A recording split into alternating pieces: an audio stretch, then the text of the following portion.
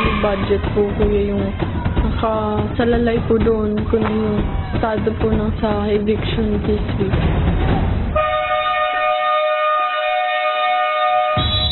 Pagdating ng second half ng laro, patuloy ang paghabol sa pusos ng team housemates.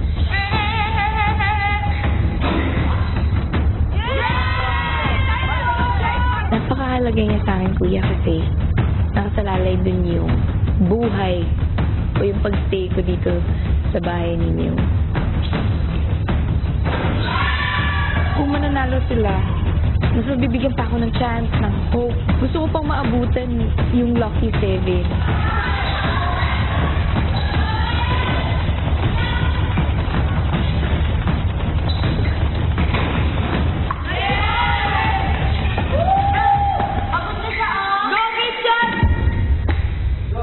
Pero kahit na nakakapuntos ang team housemates, malaki na ang lamang ng Team Blue Eagles. Hindi ako po nag-give up. Pero I have to be honest na simula nung nakita ko yung matangkad po. Alam ko na natalo na po. Kahit we give everything, walang pag-asa.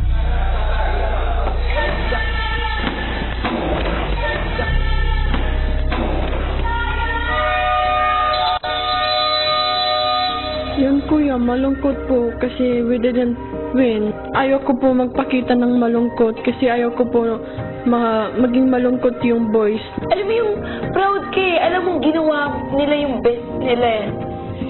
It's just... Ang galing na talaga eh. Okay lang. Okay lang. At least binigay natin yung 100% natin, diba? Naglaro tayo. Parang sinasabi ko pa rin po sa sarili ko na kahit nominada po ako, still I will keep fighting po. Kasi yun nga po, there's still something to fight for, kuya. And keep practicing po. Give your 100% po pa rin, kuya. Ganun. Natalo man sa unang basketball game ang team housemates, hindi pa naman huli ang lahat dahil may isa pang basketball game na magaganap kung saan pwede pa silang makabawi. Kaya boys, don't lose hope! Magandang gabi mga kapamilya, talaga namang action-packed ang mga kaganapan sa loob ng bahay ngayon at nakakabang weekly task para sa mga nominadong sina Christian, Kisses at Heaven dahil nakasalalay dito kung may magaganap pa bang eviction sa susunod na linggo. Bukod sa palaro ni Kuya, mas titindi pa ang aksyon dahil papasok sa bahay ni Kuya ang Kilig Ambassadors ng Showtime, ang tinitiliang hashtags para sa isang dance workshop kasama ang mga housemates na magsisimula na bukas. Kahalagang 2,000 pesos bukod sa personal nilang kayong tuturuan ng latest dance moves at makakasama sa pagsayaw ay magkakaroon pa kayo ng tickets sa hashtag concert na gaganapin sa September 24 sa Kia Theater. Kaya naman tawagan na ang numero na nasa inyong TV screens para sa tickets sa exciting dance workshop na ito. Samantala, dahil natalo ang boys sa kanilang unang laro, ay mas determinado ang mga girls ngayon na manalo sa kanilang volleyball game. Paano nga ba tinuruan ng volleyball player na si Christine ang mga girls? At magtagumpay kaya sila sa kanilang magiging kalaban? Narito, panoorin natin. Kinaumagahan si Kisses tila may iniinda.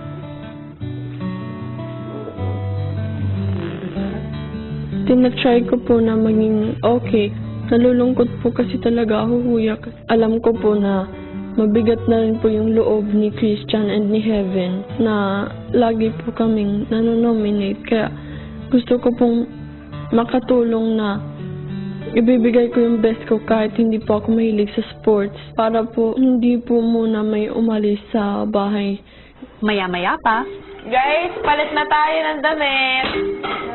We can't waste time, guys. Stretch nyo na yung likod nyo. Na! Yan na. Ayun na yun, Diyan.